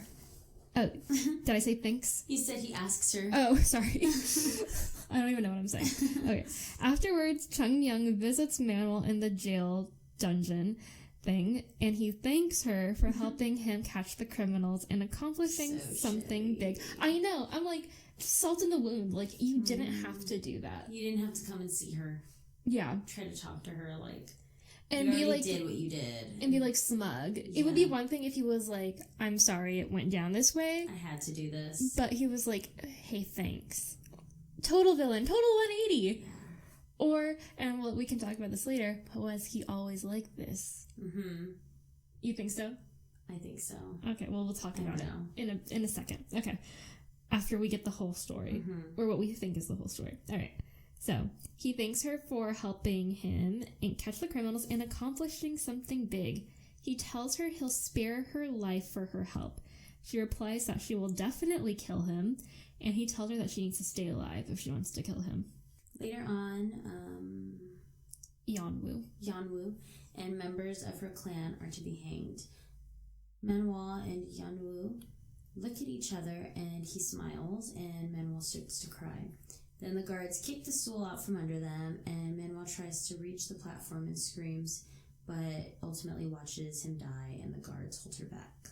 I thought that was very graphic. It's a really sad scene. Yeah. It's a lot. Because, like we've said, we've kind of just seen the hard-ass version of Manuel, but she's, like, in so much pain watching the people that she loves die in such a terrible way. Yeah. Afterward, the princess addresses Manuel and tells her that they will spare her since she helped the captain. Manuel just cries and glares at Chung Myung. Then we cut to Manuel killing the princess on her wedding night to Chung Myung. He walks into the room and we see that Manuel has put on the princess's robe. When Chung Myung stands in front of her, she lifts the veil and reaches for her sword. He is almost expressionless, which isn't exactly what I expected. Like, same how you were, like, she just looks annoyed, she doesn't look shocked or scared. He had, like, zero emotion. And I feel like I would have been like, where the fuck is my bride? Yeah, well, he clearly didn't love the princess. Yeah. And I guess maybe he knew, because she was like, I will definitely kill you, but... It was just interesting, like, zero emotion whatsoever. He makes no effort to defend himself as Manuel lunges towards him. We don't see what happens next as Chen Seong wakes up from his dream, and Sun just comes in and explains that Manuel took him home and that he's just been sleeping for 3 days. And I said, why didn't he take him to the hospital? Shitty friend, that's why. If he's been out of it for 3 days. He's an idiot and doesn't realize that's the thing you should do. Almost coma territory. Yeah. It's one thing if you're, like, sleeping, but you're, like, waking up to, like, use the bathroom and drink some water every 12 hours or something. Yeah. But, like, just completely out of it for 3 days. That's insane. I don't know. Sanchez is dumb. Yeah. He's not that bright. He's not as sharp as he looks. No. Chen Seong sees that Manuel has left the Mount Baekdu? I think so. Painting for him. And he runs to the hotel, but he sees that it's empty. He remembers that the hotel moves with Manuel, and he realizes she is gone. We then get a flashback to the night of the curse, and we see Manuel telling Chen Seong that the hotel is neither a prison nor a fence. It's hell for her, and it's not better to experience hell together. She whispered goodbye, Gu Chan Seong, and then I start to sob for some reason. I don't know why. Both times I watched this, the original time with Alex, and the second time to finalize the notes, I cried. Like, the first time I cried, like, really hard. Oh my god. And then the second time, the tears just came out. Oh god, no. Yeah. I don't know why. It really hit me. Anyway, there's, like, one last thing. We see Chen Seong looking disappointed in front of the hotel, and then that's it. Yeah.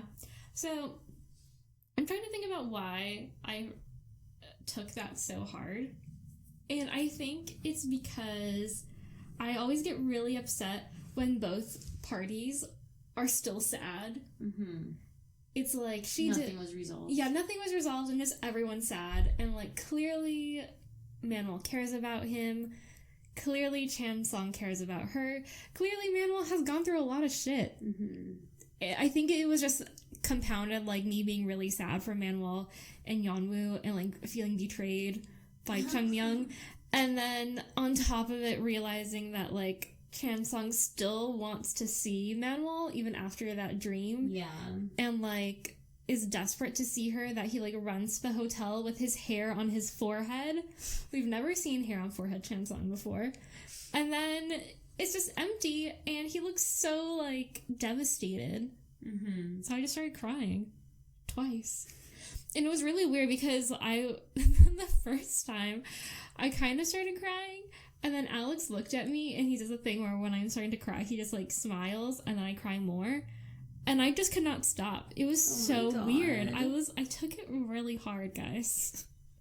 Jesus. I feel like it was also maybe because I was simultaneously watching The Crown Clown, which Gu Chan Song, the actor Yo Jung-gu, who plays Gu Chan Song, is also the main actor in The Crown Clown. Mm-hmm. So I feel like maybe I've just been, like, very attached to his presence. Yeah. In both performances, and yeah, I don't know. It was a lot for me. I'm not necessarily proud of it, but it's okay. I mean, it happened. Yeah, I mean, I'm sure there are other people who cried, right? Yeah, I'm sure. Let me know if you cried. That can make me feel better. Yeah. So, what do we think? It's good. Yeah. I'm enjoying it a lot. We are halfway through the series. Mm-hmm. How are you feeling it ranks in relation to other dramas? High. Yeah, I'm feeling like this might be in my top 5. Cool. Yeah, it's getting harder for me to, like, place these in places, like, figure out what's above what, now that we're getting more, and, like, some of them are very different from others. That's true. Like, this is, like, the complete opposite of Romance is a Poem. Yeah, and Search WWW. Yeah. Like, it's so fantastical, and I don't know, but I like all the little side stories throughout, of all the different ghosts that they're dealing with. Yeah. Evil spirits, or sometimes just sad ghosts and things, or funny stories too. Yeah, and I feel like the performances are all really good. Agreed. Yeah. I am excited to learn more about, so we've kind of gotten a bit of Hyungjung's story with him and his sister, but I'm really curious about Miss Choi and the bartender. Yeah. If anything might happen with them being resolved. Yeah, or like why they don't, because we know how they died, right? Well, I don't think we do. I think we know when. We know when they died and why they want to stay at the hotel. Well, we don't. We know that Miss Choi wants to stay at the hotel because she wants to see the last of her family die off, because she's so like bitter that they killed her. But we don't know why they killed her, and we don't know how they killed her. Yeah, and we only know that the bartender was like a scholar back in the Joseon time and has been there for like 500 years, right? So, but I don't know if they've said how he died yet. Yeah, I don't think they have. I feel like he just said like something happened and he feels ashamed or something, but anyway, yeah, I don't know. It's really good and I feel like it has a lot of heart, and I am... Okay, prediction time. Do you think Manuel actually stabbed Chung Myung? I don't know. I don't know what happened there. I know, because they like she's about to lunge forward and then Chansung wakes up. I'm sure she attempted to. I don't know if anything happened, if he was able to stop her or what. Or if he just let it happen. Yeah, I'm excited to figure that out. Super interesting. I know. But also, I feel like he was definitely playing her the whole time. You do? Like, he had been keeping tabs on her clan to eventually capture them. He saw her and, like, a potential... Like, he maybe wasn't attempting to in the very beginning, but saw an opening into finding their group and infiltrating it or whatever. Yeah. And took that. I don't know.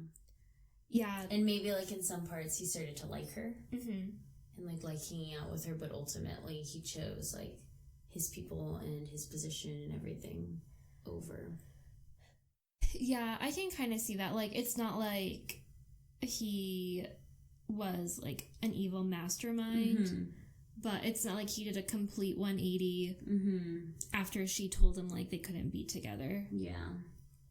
It was just kind of, like, a backup plan, maybe. But I'm like, guy, you don't have to fucking kill everyone just because she said that y'all couldn't be together. And, like, he knew that. He knew that the princess would have never let him, like... Leave, yeah, and go off. Yeah. Like, come on. And I've watched enough historical dramas lately to know that the noble families, they get their way.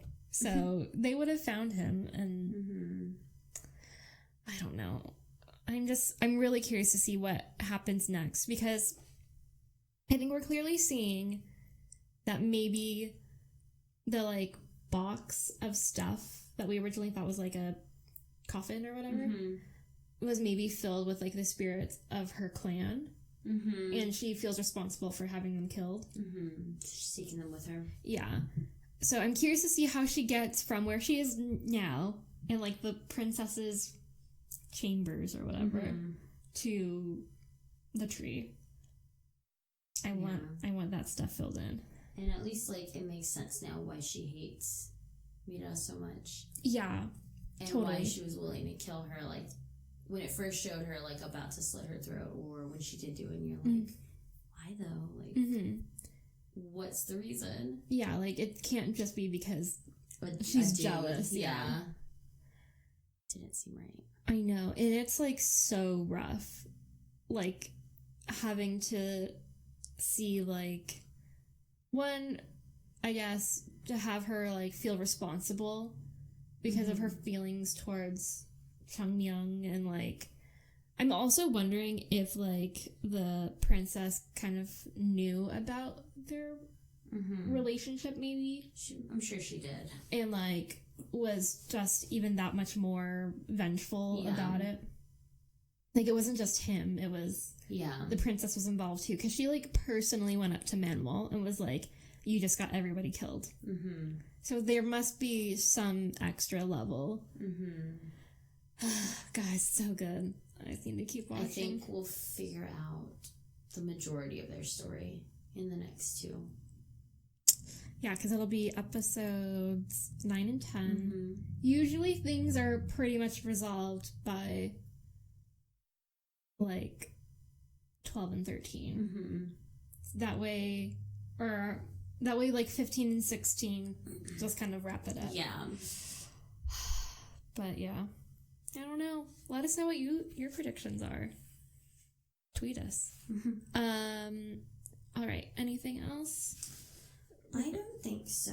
Okay. However, looking at fashion, I also don't know if I have much fashion. Okay. Because I haven't been paying attention to fashion. All right. Well, we'll kick it to a quick fashion. Fashion, turn to left. Fashion, turn left. Fashion. Yes, God. Well, as always, Manuel looks great. I have noted a few of my favorites. There's no point in a fashion award. I know. This series, because this is like the clearest winner. Yeah. Like previously, like we didn't have one last time because Scarlett was our obvious pick, but at least we said like, well, Ga Gyeong looks great in this, and whatever her face. Yeah. Tommy and Ellie, they look cute here, but like literally all of fashion is just Manuel. But I did give a shout out to Hyungjung's look when they follow Mira. I think he's wearing like just a sweatshirt, and it's just like nice seeing him in like normal guy clothes. Not Bell Hop. Yeah, Bell Hop, is that what it is? I don't know, what is there a difference between Bell Boy and Bell Hop? I don't know. I'm not up on the hotel lingo. No, I'm not sure. But yeah.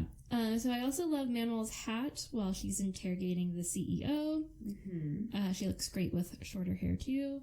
Manuel's look. Yeah, I like how her hair always changes. I know, all those wigs. And I really like her super long hair. And like, I love her like wavy mermaid long hair. Yes, that's what I like. Yeah, I'm like, do I keep growing my hair longer? I don't know how to get that look. I don't know how you get waves like that. I think you have a professional hairstylist do your hair. I know. Because it almost just looks like she had her hair in braids or something. But it's like not frizzy at all. Yeah. It's just like super beautiful. Yeah. And I love her really long ponytails. They're super straight. Yeah. But yeah, she also looked great with like medium length hair.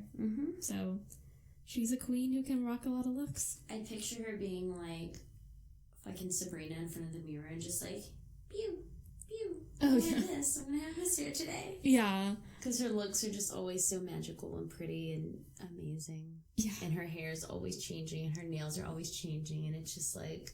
I know, even like from just one scene to another. Yeah, and it's like, did you have to change after he passed out? I know. Well, that was one of my things. Her, like, dress at the end with, like, one sleeve on, one sleeve off, and her earrings. She just looked so glamorous. Yeah. Just the epitome of glamour. I also liked her black beret and red shirt and black pencil skirt when they go to the house to see the fake spirit. So those were, like, my top 3. But, again, I also just kind of zone out because unless it's, like, something that really catches my eye... Yeah. I'm like, she just looks great. There's just so much story. Yeah. To listen to and all the ghosts and So, good job, stylists on this show. Very well done. Yeah, totally. All right. I love you. I love you moment. I love you. I love you. I will always love you. I love you. I think for me, it'll be when Yeonjung saves what's her face from the little cupboard. Yeah, Yuna from the cupboard when she runs away from. Oh, that's a good moment. Yeah, they have a very sweet kind of lovey relationship. Either that part or when they're in the hospital and he sees his sister and his sister's like calling his name. I was like, oh my god, like, does she see him? Yeah, I know. Like, because she's so old and she's so close to death and like her health is failing. Like, is she seeing him? Is she halfway there? Yeah. Like, I know. That's it. Okay, I was wondering when she's calling out like Oraboni or whatever, and the guy's like, I'm here. Do you think... Okay, I have a theory. Maybe. I could be wrong. I don't know. I'm feeling like maybe, because, see, I don't know if the ages line up. I guess no. I'm wondering if he's just saying that he's her older brother, so she, like, feels comforted. Or if, like, and they just happen to have the same name. Or if not Chansung, if, what's his face? Hyung Jung adopted that personality similar to the king. Like, he came to them with a fake ID, and he's actually not that person. You know what I mean? Like, he actually had a connection with that girl, but he wasn't necessarily her older brother, and he wasn't actually rich. Like, if he was, like, part of the staff or something. Because, like, when they show the flashbacks, like, they never show him in, like, a fancy house or anything. He's always in his uniform also. Yeah. And so that's why I was wondering, like, she's like, oh, you have the same name as him. That's why I'm wondering, like, maybe that little girl wasn't actually his little sister, but, like, the little girl from the house where everybody worked. Interesting. And that's why she's the guy who has the same name. That's, like, actually that guy's name. Yeah. And it's not. But I mean, people can have the same names. Like, it's fine. It's just, I don't know. I just found that part weird. Yeah. Well, I don't think that other guy would be her older brother. Yeah, because he was younger than her. Yeah. I don't know. It's confusing. I don't know who her older brother would. I guess I don't know. Yeah, because, I mean, obviously she's blind, so that's why I was saying, well, maybe that guy was just saying, like, I'm here, and who was holding her hand. So, I don't know. But then the other ghosts say, like, oh, yeah, his sister's not doing well. But again, they wouldn't know if he told them the lie. Just like the king. Yeah. Nobody knew, not even Manuel knew. Except for Chancellor. Yeah. One time he was right. Yeah, okay. That's a good moment. My I love you moments were, I just love Chansung and Manuel together. I like when Chansung said that they should do things together. I also like how they tease each other about the yacht stuff. Like, I like how they give each other a hard time. Yeah. And like I said, that end, it killed me twice. Obviously. I just really want to see how they find each other again. My prediction is that I feel like Hyungjung will tie everything. I feel like Hyungjung and Yuna will bring everybody back together. Because, like, obviously Yuna is still in the real world, even though she's, like, half ghost or whatever, so she still has to deal with stuff. And so maybe her relationship with Hyungjung will kind of... Yeah. Like, maybe Chansung will find Yuna, and then Yuna... She'll lead the way. Yeah. We'll see. Or maybe, like, Manuel just fucking loses it, and the other ghosts need Chansung. I don't know. Yeah. I'm excited, guys. So good. This isn't like Descendants of the Sun level cliffhangers, but it's close. I feel like Descendants of the Sun have, like, the most wild cliffhangers. Yeah. Pretty intense. But this is good. Alrighty. Do we have anything else? I didn't think so. We had notes for other drama corner, but this episode's kind of long, so maybe we can save it for next time. Whatever. Okay. Well, we'll tease it for next time. Listen if you want to hear our Korean music recommendations. But I will just say, Yo Jin-gu is amazing in The Crown Clown. He's obviously amazing in this drama. Check him out. He's great. Follow him on Twitter. I don't know. I don't know what his social media presence is like, but he was in 3 great dramas of 2019, apparently. I haven't seen the third one, but what a talented young man. Let him go. Yeah. Good for him. All right. So, if you've made it this far, thank you. Why don't you rate us on iTunes if you're listening on an Apple device? And follow us on the things. Yeah. That people follow people on. Open that show notes little box. All the links are there. Yeah, they're pretty. And use your social media of choice. I mean, I think everyone's quitting Facebook now. Mostly, yeah. Right? So we're on there, but if you're not, we're also on Twitter and Instagram. OK Drama Pod and OK Drama Podcast.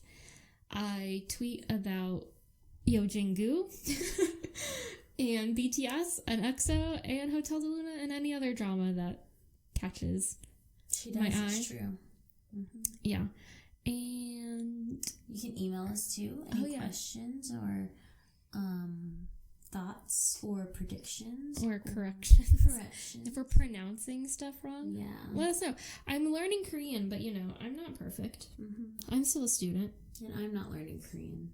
No, so I know nothing. Yeah. So rate, review, follow us, subscribe. Do the things. And we will talk to y'all next time. Goodbye. Goodbye.